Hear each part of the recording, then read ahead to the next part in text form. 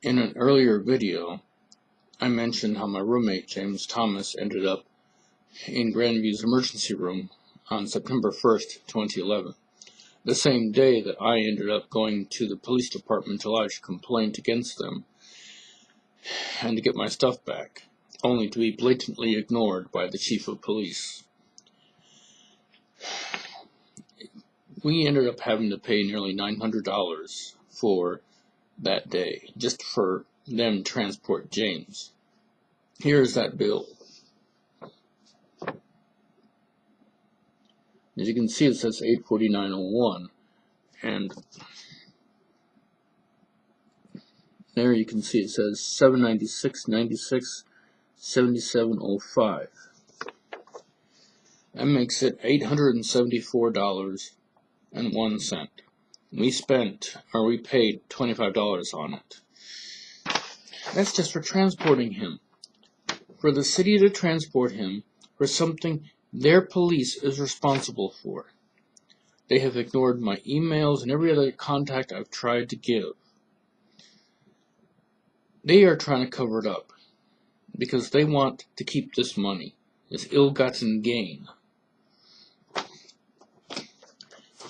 May 8th of this year, James ended up getting transported to Miami Valley Hospital. My probation officer came that day telling me I had to go find another psychologist for their so-called sex offender treatment. Because the prior psychologist I was talking with, seeing, Dr. David Rausch, was not treating me fairly, and he even broke a number of psychology board rules, including not telling a client how much he charges per session. Anyways, just a single word on that day, jail, set James off. I mean, he ended up having such an emotional breakdown. He constantly kept screaming. He could not actually shut it off. There was like no off switch for him. He couldn't stop it. I mean, I figured I could get him to write something. I found out in his mind, he couldn't even think. It was like no thoughts.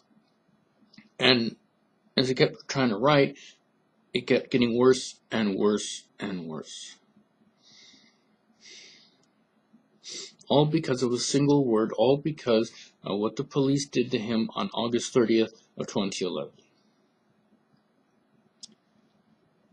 So, Riverside got to transport him yet again. Here is the bill we just got recently.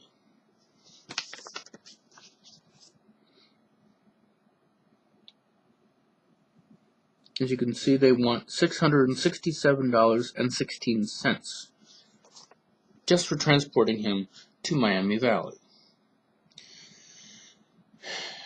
He has no income. I support both of us on my meager disability check each month,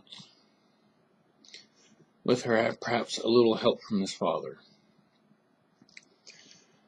Now, the thing is, Riverside, if they want the money and they want to sue him for the money, they want to take him to court, that's going to open up things for us, I believe. Because the question of why he was transported will show up, will have to be asked. And, I mean, we'll be able to prove that it was the police that did this to him. That the reason why he was transported started back on August 30th, 2011. So if Riverside wants to sue him for it, by all means. The courts will end up learning the truth. And they will not be able to keep that money. They'll have to give all that money back. Because that's what the police did to him.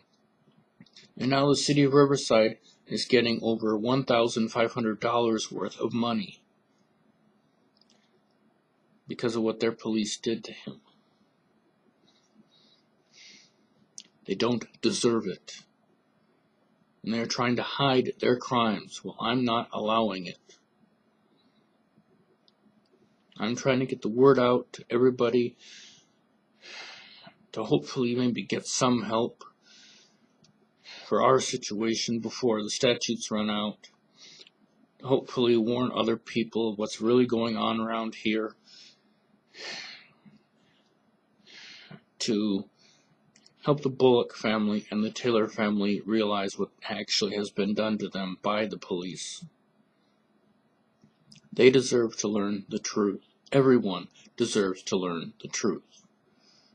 Because everyone deserves justice. Real justice. Not the kind that you might get from liars on a witness stand.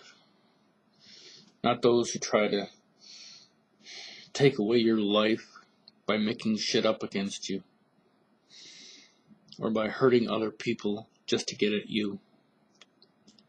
I don't really care why they did it. To me, that's not really all that relevant. What is relevant is that they have done it. They are guilty of their crimes.